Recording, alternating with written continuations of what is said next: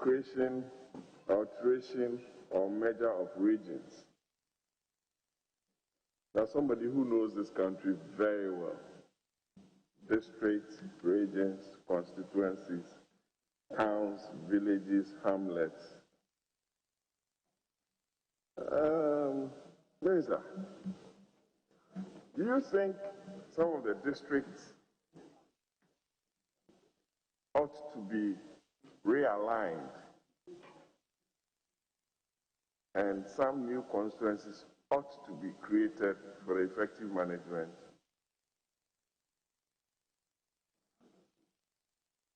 Some of the districts,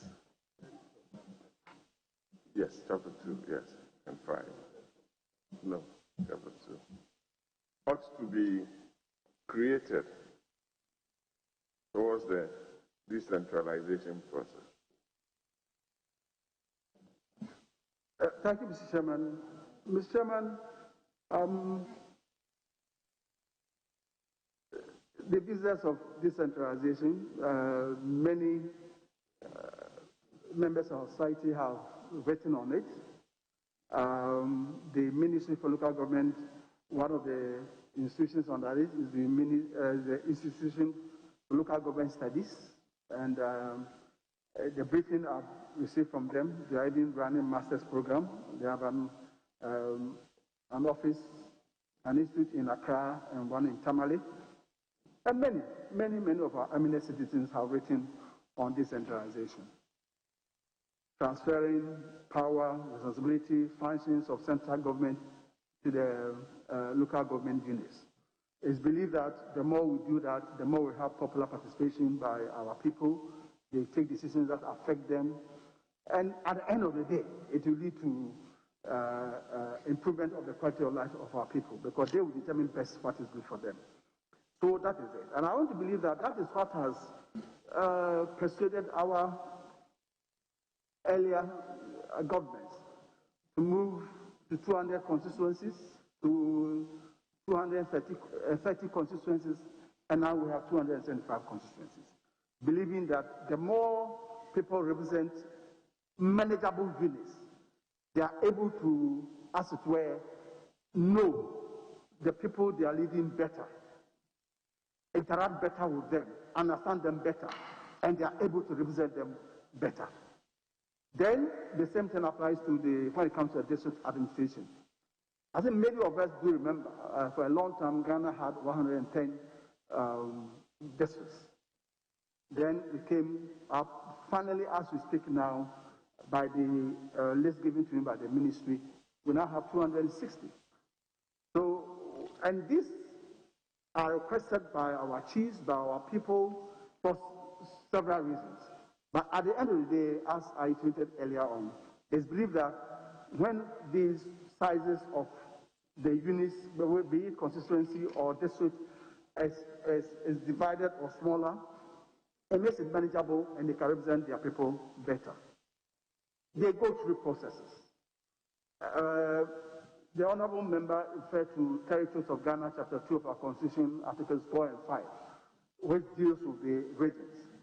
And Mr. Chairman, is important to note that in 1969, 1979, and 1992 constitutions, there was always a chapter on the territories of Ghana. And in all these, they did indicate or pointed out that if at any point in time the nation decided to have new regions or even to merge, the processes that they will use. So I want to believe that even though you were talking about districts and constituencies, it's about the same principle. At any point in time, that is the consensus in the country that we should have these things. I'm sure there are principles and guidelines that we should all follow to. At the end of the day, make sure that we live in peace, that people will be represented better, and at the end of the day, people's life will be, the living conditions of people will be upgraded. For me, that is what we should all lead. Thank you, Mr. Chairman.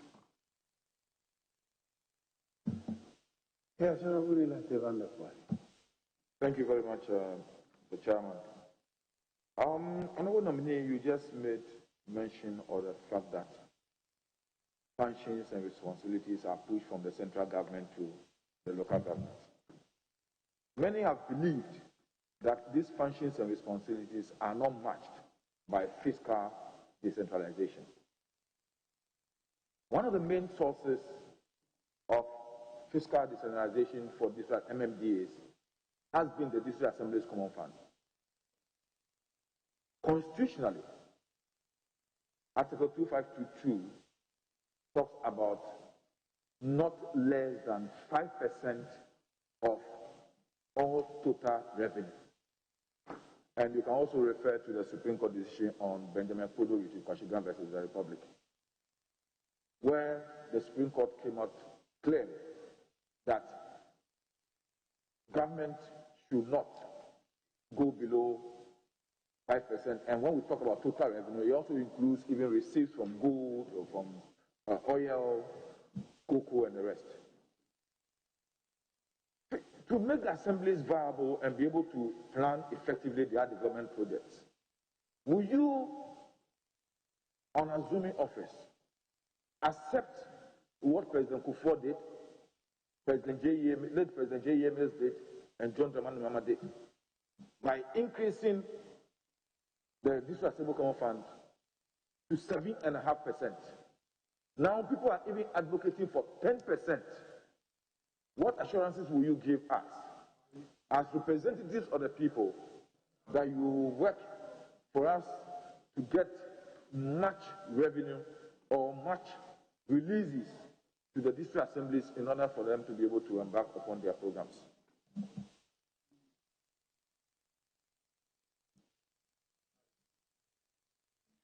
Thank you, Mr. Chairman. Mr. Chairman, Chapter 20 for them, talks about decentralization and local government. And Mr. Chairman, Articles 240, 241, 245, 254 talk about the role of Parliament. And Mr. Chairman, with your permission, I may want to quote Article 240. Ghana shall have a system of local government and administration which shall, as far as practicable, be decentralized. Clause 2. The system of decentralized local government shall have the following features. A. Parliament shall enact appropriate laws to ensure that functions, powers, responsibilities, and resources, underlined, are at all times transferred from the central government to local government units in a coordinated manner.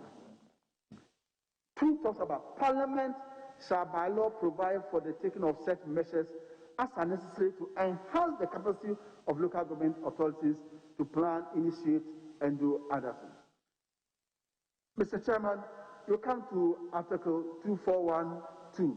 It talks about Parliament may by law make provision for other things. It talks about Article 245, 254 talks about the federal decentralization that Parliament will have to do. Article 254 says that Parliament shall enact laws and take steps necessary for further decentralization of the administrative functions and projects of the central government. So I'm saying that, colleagues here, the Constitution and the Act, for that matter, Act 936, talks so much about what Parliament can do. And Mr. Chairman, incidentally, I was a member of the Parliament Select Committee on Local Government, and we had a lot of meetings, interactions, and the colleague who just asked the question was the ranking member. A lot of discussions have been had, and I think that together with the Select Committee and leadership, for that matter, to look at this, because what I've quoted so far, backed by the Act, Local Governance Act, talk about the role of Parliament. Because we cannot say that decentralization, Chapter 20, is to hold it. And many of our people have written so much on decentralization. It's the in thing now. And you cannot just transfer the functions, the responsibilities, and the powers to the assemblies, and they are not resourced enough to carry out these things that will benefit our people. And I believe that we should be able to position ourselves based on the powers given to us by the Constitution to engage government for that matter, so that we can discuss this issue, whether we should go back to 7.5%, whether it should be 10%.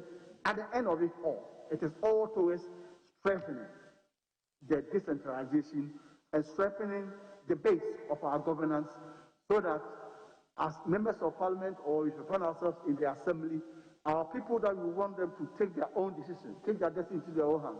After they have done that, it should go on. I'm aware, Mr. Chairman, that a lot has been written. I've been briefed by the former minister, by the staff of the local government ministry. I've had briefing from the Institute of Local Government Studies. Chairman, I have a difficulty with that. Brief in what capacity? I've been briefed as somebody, a minister designate, who is coming to face this honorable house. Why are you in a hurry? And I was coming to meet leadership of who are going to vet you. You have to, I don't use the word trepidation, but it's important to try to get an understanding of where you have been assigned to go and work. So you go and they give you a briefing. So many books have been given to us, Mr. Chairman. The point I'm trying to make is that, apart from what the Constitution and the Local Governance Act talks about, we have so many of our people who are written on decentralization. And through this, I have some of these books here. They've written, there's a decentralization in Commonwealth Africa, experiences from Botswana, Cameroon, Ghana, Mozambique, and Tanzania. We have local government practitioners briefed by local government institutes. Decentralization reforms in Ghana. Chairman, for our purposes, when you refer to your literature quote, for our purposes, we are not interested in knowing book titles. How does what you have read make you a better minister of local government for Ghana? And how do you benchmark best practice of what you have read to improve decentralization in Ghana? We thank you for the reference. We'll look for it. But where you find something in any of the books useful, share with us. Mr. Chairman, I wouldn't say I've read all the books, but in the interaction I've had and some I've read, convinces me that we have people in this country, not even those who are written by those who don't hear from here. Decentralization reforms in Ghana, written by Professor Kwame Ahoy, Dr. Kalisu Mahama. You have unfinished business of decentralization, political accountability of local government in Ghana. Our own Dr. Engineer Nana Atuata. They have been a district chief executive before. They have been a deputy regional minister. They have been a regional minister. Currently head of local government service. So I'm saying that, and many others, and they have many of the, they have written so much. We have, by the Local Governance Act, we have the Interministerial Coordinating Committee, who also produce so many documents and help in the implementation of local government reforms and decentralization. I'm saying that all these aspects, all this knowledge is here, and we can certainly rely on them, and then have a roundtable meeting and find out, is that where we want our decentralization to go? The pace, what are some of the bottlenecks? That's, it is being said here, the unfinished business. Then we can, together, especially having pointed out, which I'm sure, Mr. Chairman, we all know already, the role of Parliament in all this is, we can position ourselves as a nation and see how best we can drive this agenda. And especially so when His Excellency the President have found it necessary to now name the ministry by using the wording of the Constitution in Chapter 20, decentralization and local government. And then, of course, the traditional one of rural development is added to it. Together, with all the knowledge that is around, we should be able to fashion out how we want our decentralization, the pace it should take, and finally, how it should be. And we have the benefit of other countries who have actually made a mark in the decentralization process. Thank you, Mr. Chairman. Mr. Chairman, I want to assure the nominee that all this literature is mentioning focus on one thing, what he himself talked about, fiscal decentralization as a benchmark for functions and responsibilities in the local governance. So I think that is where I'm coming to next. One of the key issues or determinant of how much an assembly receives is also dependent on the IGF they generate. But you and I, over the period traveling across the country, will testify that some of the assemblies are just not capable of generating anything. Some of the assemblies make just about 1,000 cedis for the whole month because the only revenue source is market day. They don't make anything. How do we help those assemblies that are very vulnerable to be able, what innovative things would they do to be able to increase their sources of internally generated funds in order to meet some of the benchmarks that are required for them to get support from other sources? Thank you, Mr. Chairman. Mr. Chairman, in my interaction with people, I have reason to believe that they know a lot more in this decentralization local government business.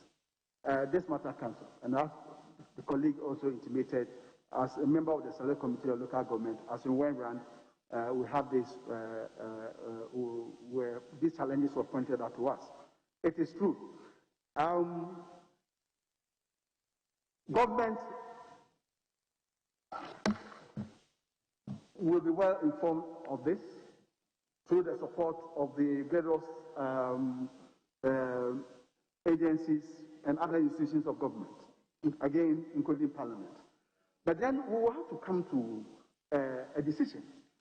Is it the case that if District A, based on where it is placed, can raise IGF 5 million Ghana cedis a year, District W, because of where they are, can raise only 20,000.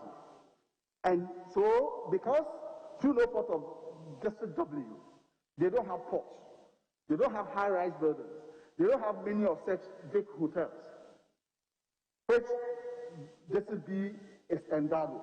They can collect the IGF and keep it and use it.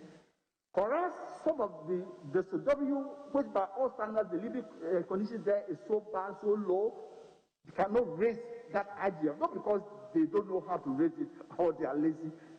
I know courses are run for them through the institute and other agencies on how best to raise IGF. But we all know that there are some areas that you just can't have it. So are we going to accept it as a nation that if you can raise this, take it and improve upon the living conditions of your people? But as for me, once I cannot raise it, the sources of revenue for assemblies, DACF, other DDF or DPAT as it's now called, and then IGF.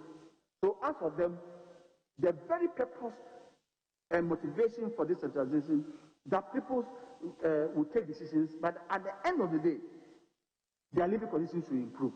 But when we all know that by the statistics, he gets 10,000, somebody gets 5 million.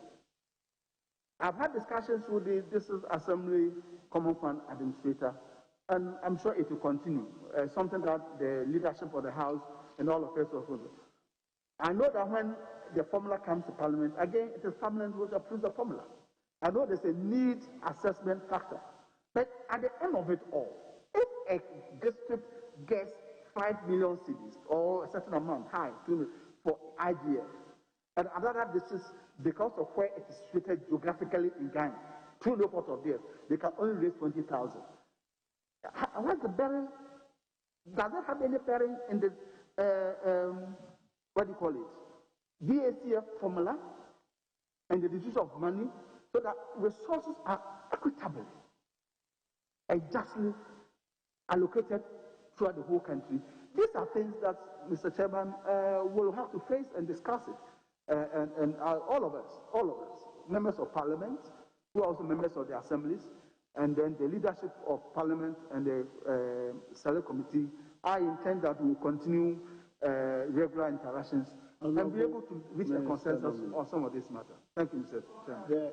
The truth of the matter is, those who generate more also generate more taxes into the kitty from which the common fund is paid.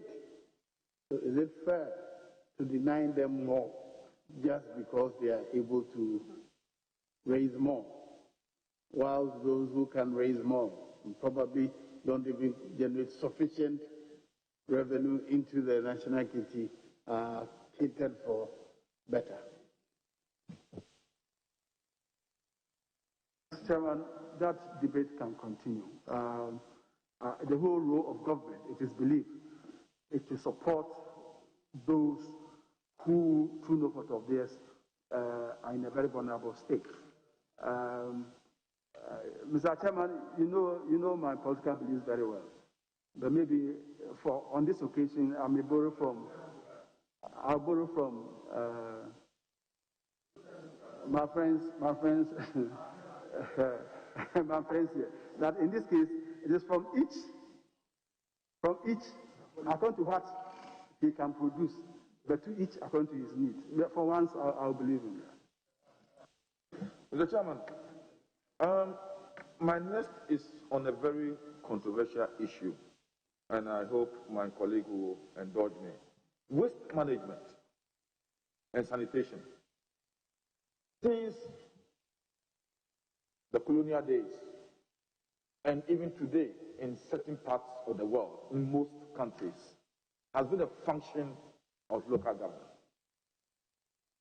For the past 4 years, we've seen this function being exercised by another ministry, but on the ground, creating problems of environmental sanitation and waste management. Will you try to revisit this issue with His Excellency the President and say, Mr. President, you may have good reason why you created that ministry, but for now, we think that it's creating a gap in the management of sanitation and waste management in the districts. So will you reconsider and get waste management back as a local government function? Thank you, Mr. Chairman. Mr. Chairman, you agree that the ministries exist to help Mr. President formulate policies, programs, and they have oversight responsibility. At the end of the day, we all work together as a government in the service of our country. It is true that if you go to maybe the regions and the districts, you may not have a regional directive for, say, the Ministry of Sanitation. Neither will you have that as at the district level. But, Mr. Chairman, I do believe that that should not stop us from working together. When the policies come up from the Ministry of Sanitation, we in local government should see ourselves as partners in implementing some of these decisions. I don't think there should be any tap war at all. We should work together, and we should be able to do that. We have the Disassembly Common Fund. It's the duty of government, the budget that is prepared on behalf of Mr. President. And so if sanitation is an issue, there can be a directive that budget for this purpose, and the agency which will implement it to be given the necessary resources to do that. I do not think that should be much of a problem. I do not think so. But I'm certainly open for discussions and ideas, but not to go and talk to Mr. President about that. Another issue that has come up seriously is the role of traditional authorities in local governance. You agree with me that hitherto, even a colonial master saw the wisdom in exercising local governance through traditional authorities. Over the period, their functional role within the local governance system in Ghana now are withered. And as such, it creates a lot of problems. I saw the Minister of Health came here and said that they've had problems with building clinics because they have litigation with lands. If the synergy between traditional authorities and local governance have been maintained, there's no way we shall have those problems with getting lands for the construction of hospitals. What are you going to do in order to rekindle that sort of interface between traditional authorities and local government administrations so that together we can work effectively to enhance and speed up development in the MMDAs. Thank you, Mr. Chairman. Mr. Chairman, I want to believe that the role of our traditional institutions, for that matter, in national development, in the local government administration, is that even though you read Local Governance Act 936, amended Act 940, you don't see traditional leaders and chiefs mentioned as one would have wished to be there. I want to believe that all leaders in our country at all levels, from the presidency to the unit committee members, we all know the importance and the role of our traditional leaders in national development. And they do play a role, especially at the local government level. Growing up, we used to have these town development committees, and it's almost always the chief or the Odikro who was in charge, and then we have town development committee members, and they're all working together. But they still do. I don't want to believe that there's any member of parliament here who will say that because maybe chiefs' role are nowhere so defined in the system, in our daily dealings, we do not deal with our chiefs. We do. I also know that almost all district assemblies or district chief executives have the chiefs playing a role in decision making and all that they do. But I think it's a question of, in practice, knowing what is good for us and getting them involved. I know that in my district, because of this, when it comes to budgeting, they move from major towns to the other and groups from villages, and they interact with the chiefs to find out things that they need in their community to help them in the budgeting process at the district level. I want to believe all districts do that. And if they do that, then it's possible for them to interface well with the traditional authorities so that many of these problems that we face, like getting land for development, still getting chiefs to beat the gong gong, to call attention to those who are as it were committing this or this sanitation crisis and all that, they still have a role to play. And from what I know, and if I'm to go back to my experience I had in my former Ministry of Regional Reorganization and Development, the chiefs played a major role. They were the moving force, and it is clear, not that we didn't know already, we knew, but it was clear that they could solve many complex, help us solve many complex problems, and were able to help us move very far. And they still do. And I want to believe that any leader, at no matter level, at whatever level you find yourself, should know the important role of traditional leaders, and we should certainly rely on them.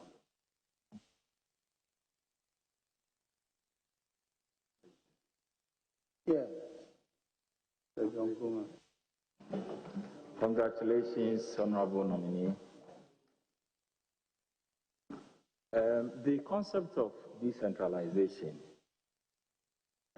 since 1988, PNDC Law 207, so today, to the latest 2016 Local Government Act as amended, the objective has been to develop the local areas and to send development to the rural communities. But it appears that for the past 32 to 33 years of trying to decentralize governance to the local unit, we have not been very successful in terms of ensuring development at the local unit level. If you look at Chapter 20, as you referred us to, and I want to go to Article 240, Clause 2A and 2C, with emphasis on 2C, there shall be established for each local government unit a sound financial base with adequate and reliable sources of revenue. The local governance structure that we have starts with the traditional authorities, election of the assembly members and their unit committee. We have not provided for any financial support to any assembly member or unit committee in our country. The question I want to ask, I know the responsibility is with Parliament, and Honorable Minister, will you lead the call for reforms to ensure that financial provision is made to the local unit as enshrined in the Constitution, so that we don't just elect assembly members and their unit committees, but we also empower them to be financially sound to carry out petty development issues within the communities. Thank you, Mr. Chairman. Mr. Chairman, exactly so as my colleague has situated, it is believed that if power is devolved, the functions, responsibilities, as the honorable member earlier on talked about, and they don't have the resources to back those things, then it's not the real decentralization that we're talking about. And a lot have been written.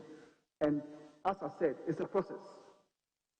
We have many experts who have studied the decentralization process. They have the comparative studies in other countries and all that. So it is in line with what Mr. President wants to achieve by emphasizing the decentralization. And that's why I was making reference to all people who have had something to do with this process, academics in the institute, and many others who have written on it. There's a general acceptance that no, we have not reached where we thought we should have reached. And Mr. Chairman, at the end of the day, it comes to play.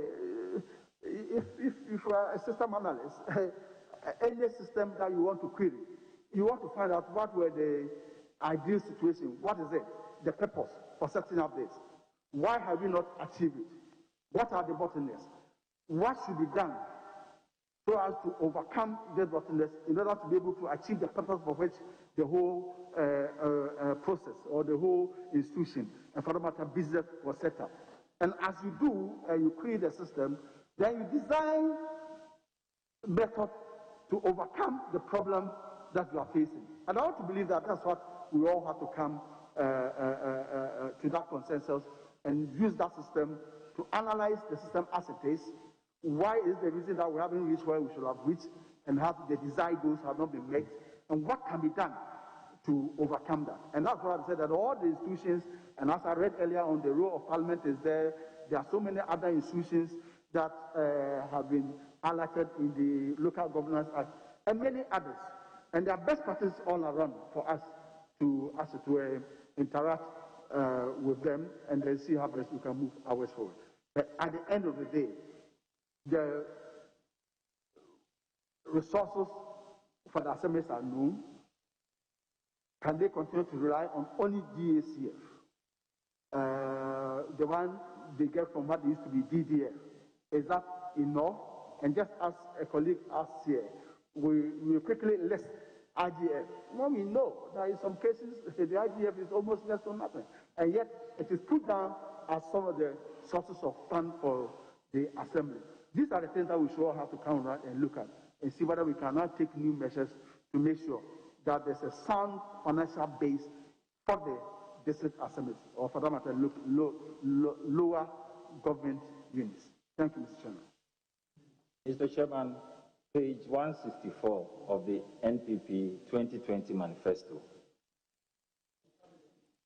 Page 164 of the NPP 2020 manifesto, under governance, talks about ensuring integration of various government initiatives: one district, one factory, planting for export and rural development, one village, one dam, and other government initiatives to be considered as core deliverables for MMDs across the country to stimulate local economic development.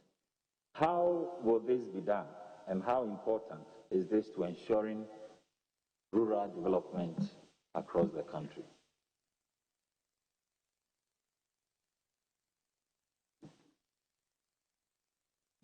Thank you, Mr. Chairman. Mr. Chairman, that's what the NPP manifesto in 2020 talked about. And it's talking about we will improve development outcomes through the local government. Yes. If you take many of the initiatives that President akufo-addo's NPP government started in 2016, these are many of them were based or anchored at the local government level. And it was so important that the MMDAs had a lot to do. Mr. Chairman, take something like a pay, planting for export, and even listen to it, planting for export and rural development. Obviously, this can be pursued best by the local government authorities, that's through the MMDAs. The name again, one village, one dam, well situated in the local government area. And then the one district, one factory. Many of the produce that are being done are coming from the rural area. So the NPP also is saying that, yes, the deliverables expected from the, will be the initiative in the core deliverables of MMDAs. You have read a document by those who are managing the pay, and there's a lot of already collaboration between Ministry of Local Government and the Ministry of Agriculture. The planting of nursery program that they had, planting of seedlings for many of these cash crops, and the distribution in my district, they were giving out about 30,000 oil palm seedlings and thousands of coconut seedlings and many. And all these things are going to help provide and strengthen the local economic development and the local government areas. So yes, it is the case that many of these initiatives that were started in 2016 will be well anchored at the LMDAs, and the local government administration ministry for that matter is going to work closely with the MMDAs to make sure that the initiatives that were started, we improve upon it. The more we produce, if you are producing sweet potato in your area, it helps the local industry that is there, have been established there. It helps the local economy. So yes, a lot of government has been waiting local economic development and all that, but it finally comes to some of the initiatives by President Akufo-Addo's NPP government when they talked about one district, one factory, all the resources that we needed in the factory, once they are produced in the local area, the economy of the local area will improve. When you talk about one village, one dam, it will help in improving the yield in agriculture in the rural area. And once that is done, it not only will it feed the local industry, it also improve upon the incomes of the people living in the rural area. So yes, I think it's a step in the right direction, and that's how we should go. Gisela, thank you very much, Mr. Chairman. I gave the floor to Gisela. All right? Oh, okay. Thank you, Mr. Chairman. Honorable nominee, do you think assemblymen should be paid?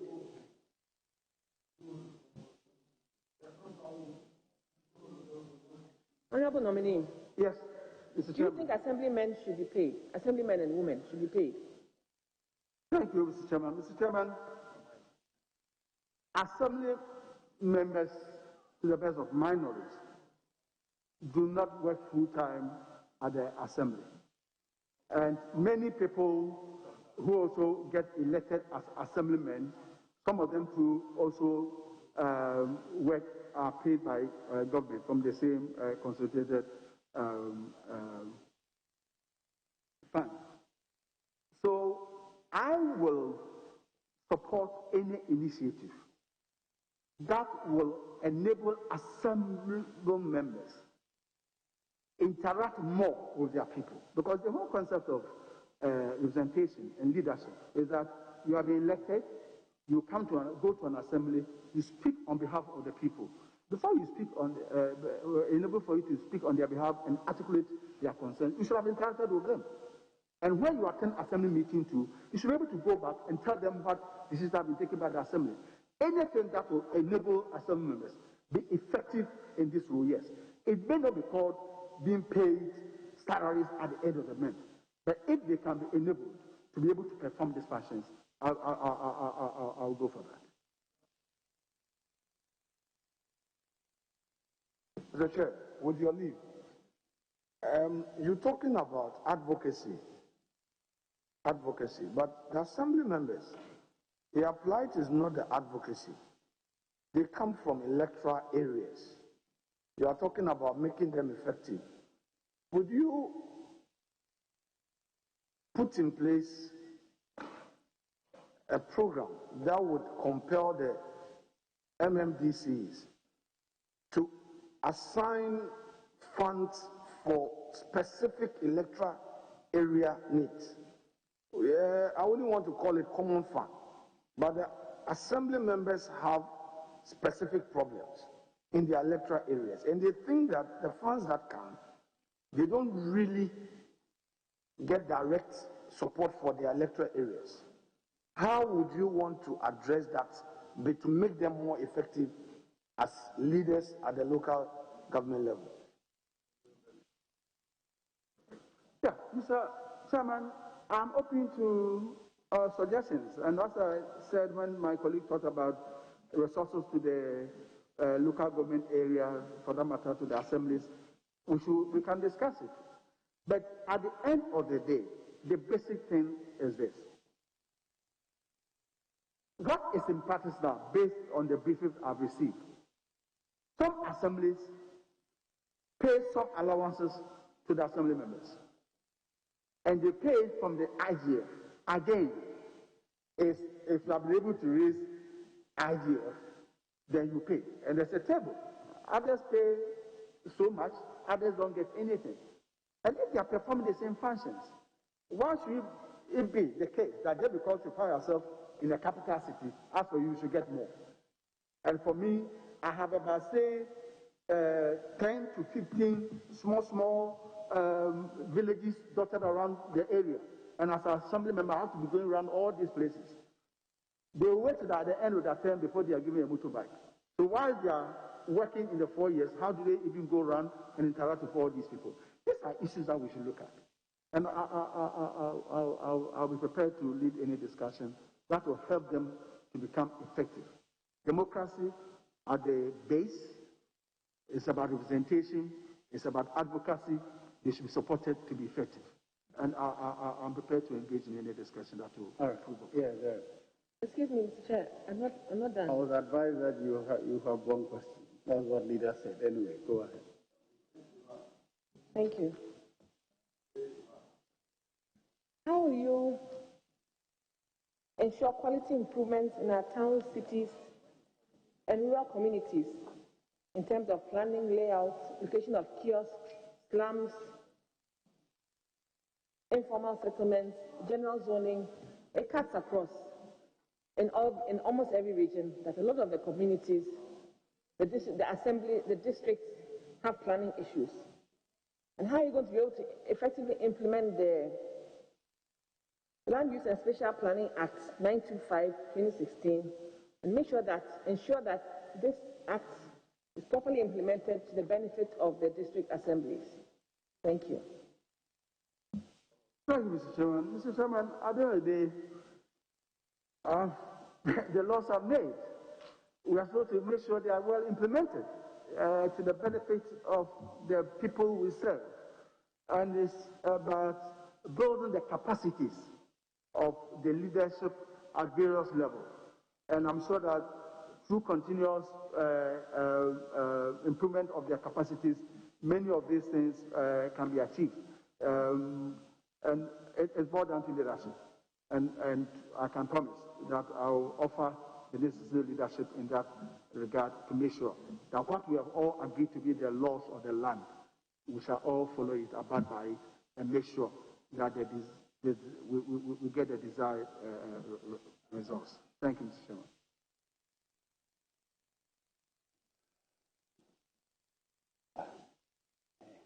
Yes. One question. You're allowed one question. Thank you very much, Mr. Chairman.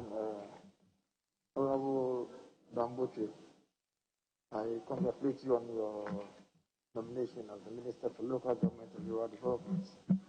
I remember I told you once before that you were appointed to a ministry to discharge a duty within 4 years, and you took 2 years to discharge that duty. I used to ask you, so what are you going to do now that you have discharged your mandate? I believe you are coming to this ministry with the same level of commitment, if not even more. Just a quick one.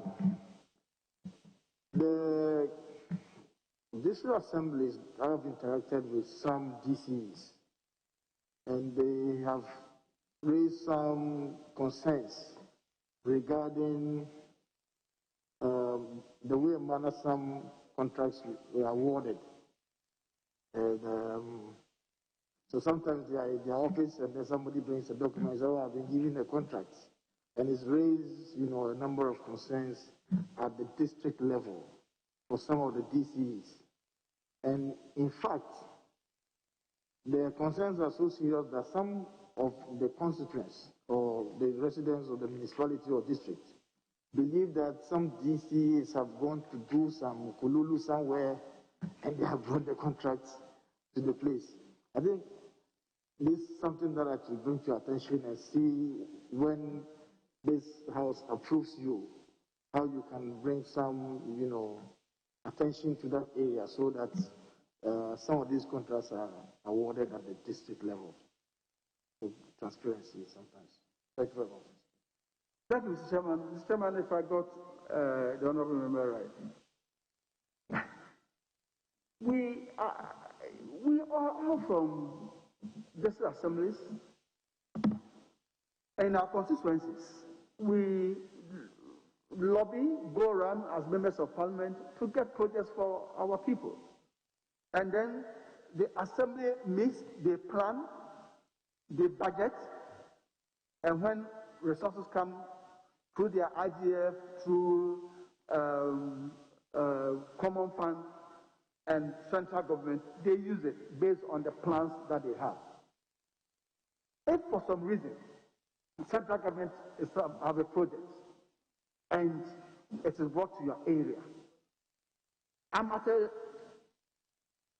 have some difficulty when some people complain about it. Is it the issue that they did not award the contract, or they have a problem with maybe how the contract was awarded in terms about the fact that maybe they could have used X amount to execute that contract, but instead of that they have used X minus Y amount to execute the contract. If that is the case, then I can understand. Other than that, if you came to my constituency in Okre, and beyond what we get from the common fund, central government brings about 5, 6, 10 projects there, I will not be interested in who awarded the contract. Once my people benefit from it, I'll be so happy. So when people begin to worry about who awarded the contract, why is it the case that we didn't award it? Unless the other issue is that maybe based on the plans that they have, which they got through the interaction with the communities, and a project is being imposed on them which they don't need, that is a different matter. But if they need the project, and it's been awarded to them, and it's been executed, there's value for money, they can get their money's worth of it, and there's no problem with the contract, I'll be surprised that they also have complained about it. Yeah, there is one question. Thank you, Mr. Chairman. Thank you, Mr. Chairman. Audit reports come to this honorable house, and this is something that we should all study and make the necessary recommendations. Mr. Chairman, under no circumstances, the question which the honorable member earlier asked, if we have problem with resources to the lower government units, that they are not getting enough IGF, the common fund that goes there is not enough to carry out the projects they want to carry, then under no circumstance should we allow corruption to grow in the administration of the assemblies, under no circumstances. And I'm sure when we all study the audit report, which I promise we'll study very well, especially with the select committee of local government, then we'll know some of the infractions and some of the recommendations made in the audit report. And I promise that we shall do everything to make sure their subsequent reports will not have this narration at all. There's none here. Yeah, one. Thank you, Mr. Chairman. Mr. Chairman, I wish to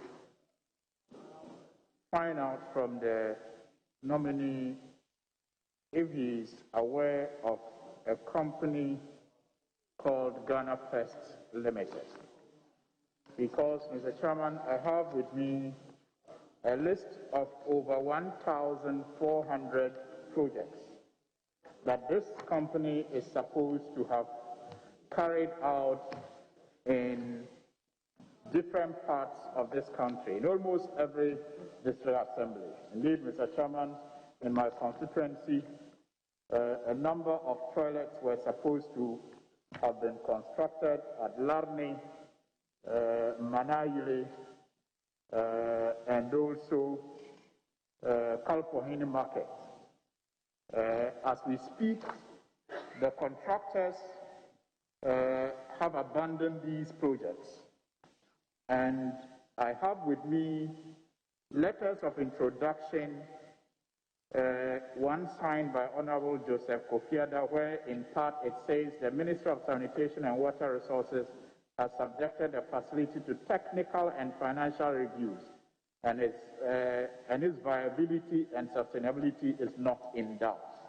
Another one signed by Honorable Obiamwa, Deputy Minister for Local Government, introducing this company to the assemblies to carry out these projects. Ghana First Company Limited, a letter of introduction. So this, Mr. Chairman, gave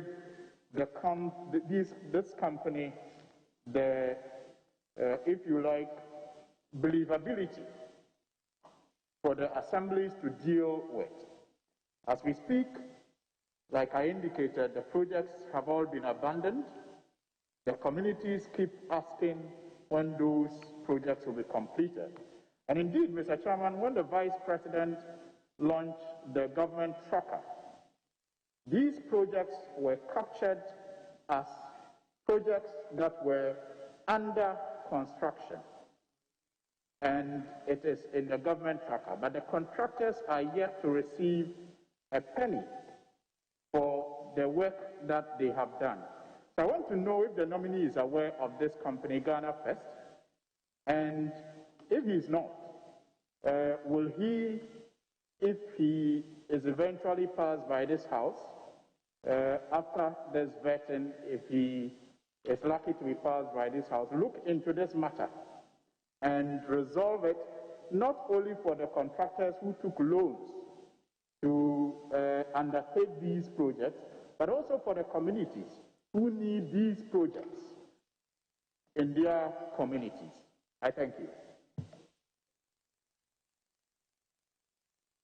Thank you, Mr. Chairman.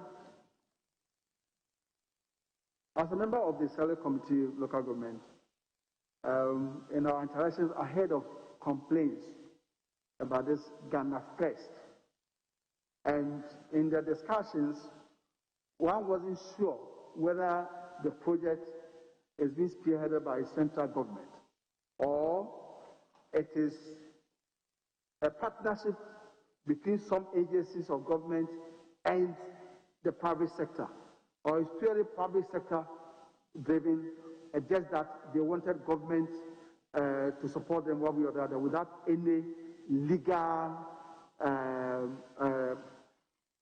agreement between this private company and agencies of government. It's something that we'll have to study, and I'll certainly contact the honourable member, and it did not appear in the handing over notes that I have seen so far from the ministry, but you've mentioned names of ministers who used to work in the ministry. They will be available. We'll find out. We'll first have to interrogate. Do the people need the projects? What was the funding arrangement? Can something be done about it so that the people can still benefit from the project and so satisfy the earlier agreements of coming from the private sector? It's something that we'll have to study and come to a conclusion. So I promise that there's something that we should all be able to put our heads together and find a amicable solution to it. Thank you, Mr. Chairman. Thank you very much. Yes, Honorable Surgery. Yes. Okay. Related to this, if you are giving the nod, you will be supervising the MMDCs, and they are also responsible for sanitation in the district and the municipality. How are you going to work closely with the Ministry of Sanitation to end open defecation and also end the huge refuse in the center of towns and our villages, from Botwe to Cape Coast to Jamatimfoni to Tobodom, to all the villages and cities that you can think of? How are you going to collaborate with the Minister for Sanitation to end open defecation and the poor sanitation? Thank you, Mr. Speaker. Mr. Speaker, in answer to a question earlier, I talked about the cooperation that will exist between local government decentralization and rural development and Ministry of Water and Sanitation. We will work very closely together. Many of the programs and the projects and policies will be routed through, its implementation will be routed through the assemblies. And in the basic functions of the assemblies, the average Ghanaian knows that sanitation is very core in the work of the. We cannot talk about local economic development, and we won't talk about the health of the people and the local area. If there's open defecation, if refuse dams are becoming hills and they are there for mountains for a number of years, it affects the health of the people. Many assemblies are now also promoting tourism. And these are all things that we should all work together to ensure that when we say we want to have governance at the local level, what we want to see at the central level should also be seen at the local level. I can assure the honourable member that there's something that we will take very seriously and work with of all relevant agencies to achieve a clean environment in the local government area. Thank you, Mr. Chairman. Yes, Honourable Susu. I hear you get the last one. Thank you, Mr. Chair. Honourable nominee, one of the major sources of funding for the assemblies is property rates. What I have observed is that we do not have a uniform system across the country for collection of property rates. Somewhere in 2019, the Ministry of Local Government and Rural Development actually signed a memorandum of understanding with the Land Valuation Division. What is the status of this memorandum of understanding, which is supposed to allow the Land Valuation Division to value properties for the purposes of collection of property rates? Thank you, Mr. Chairman. Mr. Chairman, when earlier on I was pointing to some of these books and programs that have been supported earlier on by various agencies, I was trying to reiterate the fact that some of these things have been known. People have always discussed our property rate collection. A lot of people have written. When I talked to the head of the Institute of Local Government Studies, that these are all things that are known, that in the best practices, they rely a lot on revenue from property rate. Why is that we are unable to maximize on that? There have been the discussion on the fact that based on some laws, or an act from Land Commission Act, it's only Land Valuation Board or authority which can certify valuation of properties. And therefore, if you, as it were, went to anybody's house and said that you want to collect property rate, the person can, as it were, refuse because by law, it should have been valued and certified by Land Valuation Board. Whereas in practice, there are some assemblies who also collect property rates. I have my property rate bill from of a district assembly that I pay. Many other people, and you can link it to the question somebody posed earlier about the role of chiefs. Once people are sensitized and they know that when they pay property rates, it will improve upon the revenue of the assembly and they will use it to their benefit, they will comply. I don't think people in our areas who are paying property rate are strictly asking the assemblies, have you brought land valuation board to come and value for you to bill me as they are billing me 500 cedis and I have paid. So it's something that we will look at. There have been a discussion, I've read papers which suggest that there should be an amendment to the Land Commission Act. There's also